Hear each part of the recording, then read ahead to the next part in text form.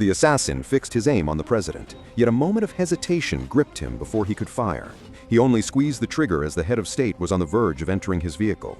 Afterwards, he meticulously retrieved the spent shell casing from the ground. Ben swiftly departed the location, letting down his guard. However, unbeknownst to him, surveillance cameras were already being reviewed by the authorities. They quickly identified Ben's likeness. Local law enforcement immediately dispatched a tactical unit to apprehend him, but when they breached the door, they found the room deserted. Only a solitary letter remained on a nearby table. Meanwhile, Ben had already reached the airport, boarding a flight bound for Tunis.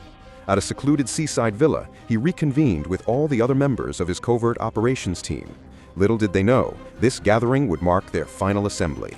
Soon, they received a new directive. Their target this time was a formidable warlord, a figure of immense power, currently residing in a fortified hotel. The primary challenge? His personal quarters were situated within a subterranean bunker beneath the hotel. Fortunately, the guard contingent numbered no more than 20, presenting a window for an infiltration. The team commenced the meticulous organization of their weaponry and munitions. They weren't, in fact, an independent assassination outfit. Rather, they were a specialized detachment deployed by the U.S. government, experts in neutralizing strategic obstacles.